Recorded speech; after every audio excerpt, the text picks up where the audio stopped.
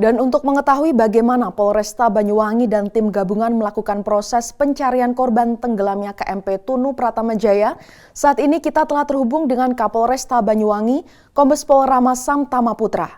Selamat sore Pak Rama. Ya, selamat sore Pak. Baik Pak, dapat dijelaskan bagaimana akhirnya Anda turun langsung bersama tim gabungan melakukan proses evakuasi pencarian korban tenggelam?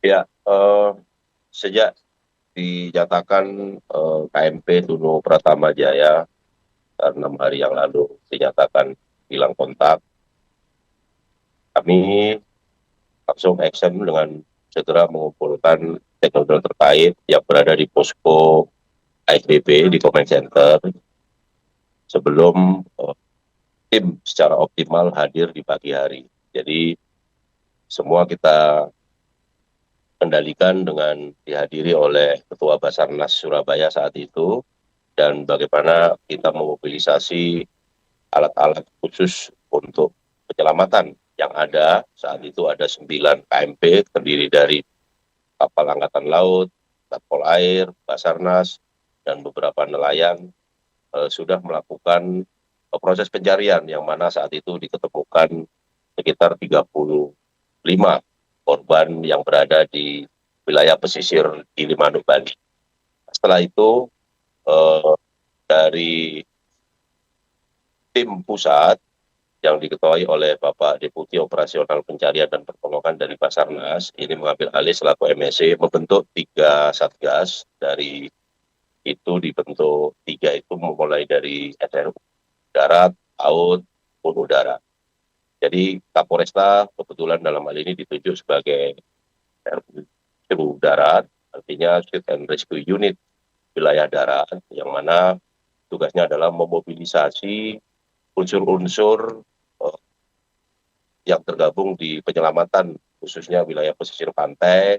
Itu kami yang menggerakkan dengan bersama Pak Dandim, melibatkan para nelayan yang ada di pesisir pantai, termasuk bagaimana mengakomodir keluarga-keluarga korban yang berada di SDP untuk kita siapkan fasilitas posko dan lain-lain, termasuk juga bagaimana ketika ada korban ditemukan, ini dalam proses identifikasi selanjutnya tentu menggunakan fasilitas yang disiapkan oleh pemerintah daerah, dalam hal ini RSUD Blambangan, ini berkolaborasi untuk segera memberikan hasil proses identifikasi terhadap korban yang ditemukan. Dan alhamdulillah memang beberapa hari terakhir ini, setelah hari pertama banyak ditemukan, hari kedua, hari ketiga ini kecenderungannya masih nihil begitu. Nah, ternyata di hari keempat, hari kelima, hari keenam ini mulai bermunculan korban-korban. Nah, inilah ya, kita senantiasa berkolaborasi dengan seluruh unsur SAR yang ada, komponen-komponen SAR yang ada, apakah itu dari instansi pemerintahan maupun masyarakat, ini kita libatkan. Sehingga dengan demikian harapannya ya, proses dalam pencarian, penyelamatan, ini pemerintah hadir, negara hadir. Seperti itu, Mbak. Baik Pak Rama, kemudian jenazah korban yang berhasil dievakuasi ini apakah dibawa ke satu titik yakni RSUD Blambangan atau seperti apa penanganannya? Ya, jadi terhadap 4 korban yang terakhir ditemukan, ini memang kita melibatkan nelayan-nelayan yang melaut. Ketika menemukan di perairan wilayah selatan, ini mengontak, kebetulan juga masih ada sinyal wilayah itu, sehingga tim cepat di sepit-sepit kita yang ada, apakah itu dari Polair, apakah itu dari Basarnas, ini melakukan penjemputan dan sehingga bisa dievakuasi ke daratan, dan di daratan sudah kita mobilisasi, di mana kita membentuk ada 3 posko lapangan yang berada di Pantai Muncar, kemudian di Pantai Bum, dan juga di wilayah utara. Ini 3 posko ini kita bentuk untuk mengantisipasi keberadaan korban ditemukan di perairan itu di sebelah mana. Kalau selatan kita arahkan ke Muncar, kalau di tengah-tengah ya kita arahkan ke Pantai Bum. Kalau yang di wilayah utara itu ada potensi ya kita alihkan ke evakuasi ke wilayah daratan di sekitar Tanjung Wangi. Seperti itu. Baik Pak, ini tadi kan selain melakukan penyisiran di perairan, Polresta Banyuwangi juga menggelar patroli udara di Selat Bali. Dapat dijelaskan bagaimana kegiatan tersebut?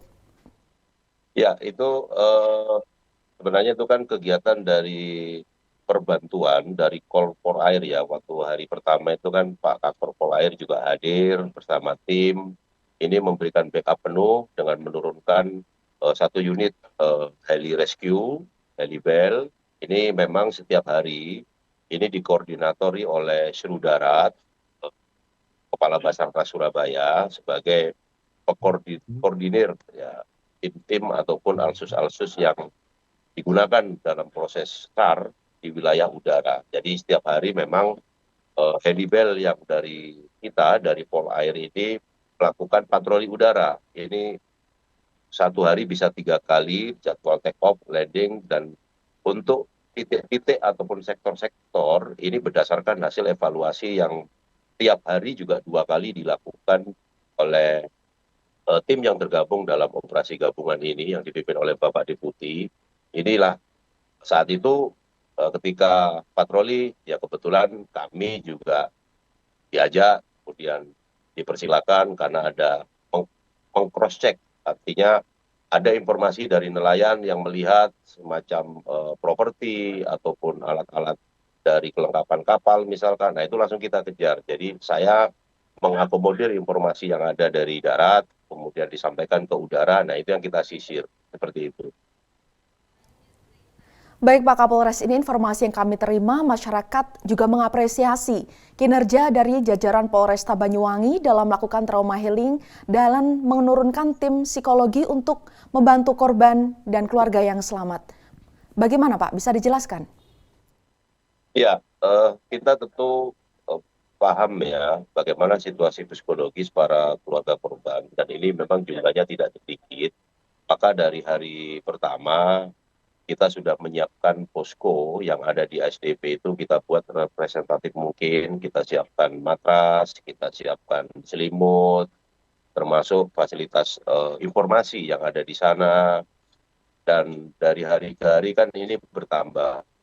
Oleh karena itu tentu melihat bagaimana mental, kemudian tingkat stres keluarga ini, nah kita dari hari pertama menyemprinkan. Ada 4 tim yang tergabung dalam tim konseling, trauma healing. Ini dari teman-teman yang ada di Pak SDM, ditambah dengan Biro SDM, bagian psikologi yang memiliki latar belakang psikologi, ini kita bentuk tim untuk melakukan kegiatan-kegiatan trauma healing yang sifatnya adalah mengembalikan ataupun mengangkat moral, mengangkat mental, eh, khususnya kepada para keluarga korban yang ya mengalami musibah, sehingga harapannya bisa sedikit mengurangi tingkat depresi ataupun kecemasan. Nah itu kita kita lakukan.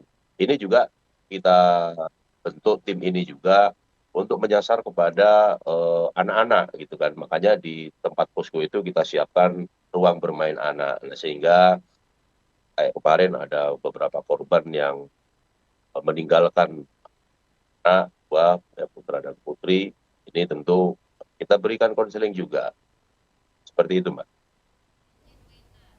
Baik Pak Kapolres, selanjutnya apakah Polresta Banyuwangi bersama tim DVI Polda Jawa Timur juga turut dalam mengidentifikasi data jenazah korban kapal tenggelam ini Pak? Bisa dijelaskan? Ya, tim DVI ini gabungan ya dari pertama dari kedokteran forensik dari Pusdokes Mabes Polri, kemudian dari Dokpol Polda, masuk dari Urkes Satreskrim, ulangi Urkes Polresta Banyuwangi, di mana di situ juga di backup tim Inavis dari Mabes Polri, di asistensi, kemudian ada Inavis unit Iden dari Polda Jatim, termasuk gabungan dengan identifikasi kami dari Polresta Banyuwangi, ini semua berkolaborasi.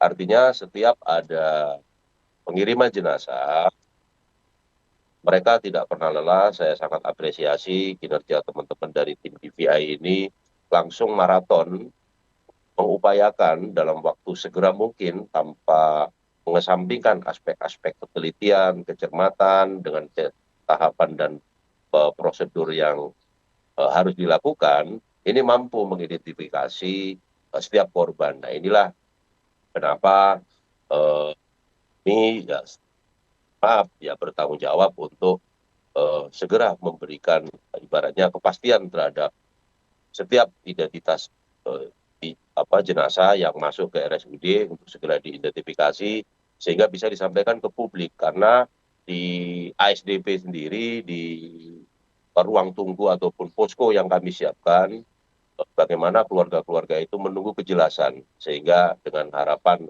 dari hari ke hari jam per jam itu ada info yang dapat kita update. Nah inilah yang menjadi tugas kami untuk mengorkestra informasi-informasi ini, apa yang saya dapat di DPI, apa yang hasil itu kita sampaikan, kita teruskan pada personel yang kami spiritkan berada di posko, yaitu Kapolsek KP3 untuk meneruskan sebagaimana informasi yang aktual dan update seperti itu, Mbak.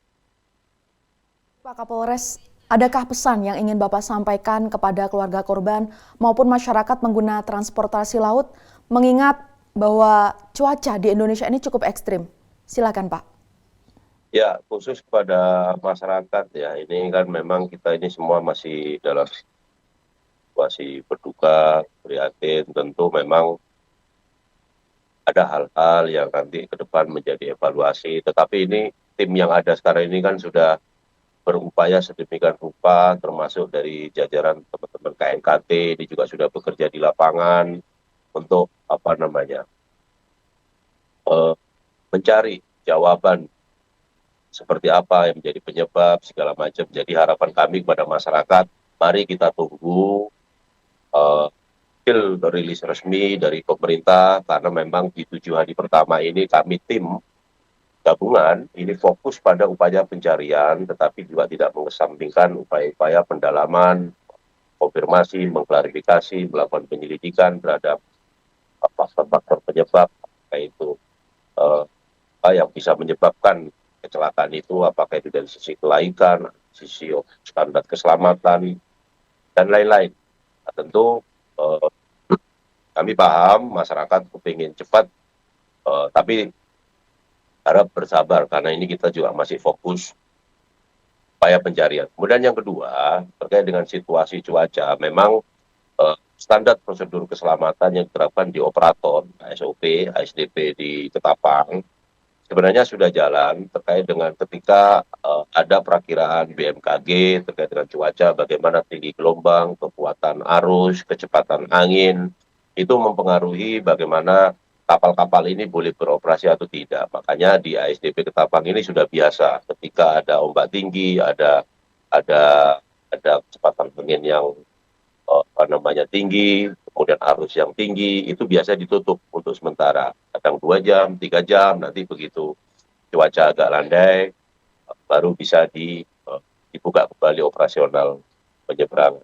Jadi harapan kami kepada masyarakat yang ketiga khususnya, bagi keluarga korban tentu saya dan kebanyakan juga ini warga masyarakat Banyuwangi dan sebagian juga ada dari Bali, saya selaku Kapolresta Banyuwangi juga dalam kesempatan ini menyampaikan duka yang mendalam atas peristiwa ini dan meninggalnya para korban. Mudah-mudahan para korban jadi husnul khotimah, diampuni segala dosanya dan jadi mati syahid, mati yang muslim. Dan para keluarga korban kita juga sebenarnya berikan ya, mohon maaf, empati, simpati, mendatangi door to door, lakukan santunan masuk terhadap 2 putra putri yang kemarin ditinggal oleh seorang ibu yang sebagai penjaga kantin di kapal Dimas ini meninggal juga dan sudah ditemukan dan dikubumikan. Ini kan yatim piatu, bapaknya sudah setahun yang lalu juga meninggal. Ini kami berikan beasiswa pendidikan dan sekali lagi ini adalah musibah bencana dan kita semua prihatin. Tentu harapan kami masyarakat khususnya yang ketiga tadi, insya Allah untuk ke depan terhadap yang memiliki aktivitas, apalagi ini liburan ya, penyeberangan tentu volumenya padat, tidak perlu tetap waspada, tapi percayakan nasional di ASDP Ketapang ini juga akan kemarin diasistensi oleh Bapak Wamenhub yang sampai ini sudah mulai dilakukan perbaikan sana sini, pembenahan sana sini terkait dengan bagaimana prosedur operasional penyeberangan itu sendiri. Begitu, Mbak. Baik, terima kasih Pak Kapolresta Banyuwangi, Kombes Pol Rama Samtama Putra telah bergabung bersama kami di Polri TV. Selamat sore dan salam presisi. Salam presisi.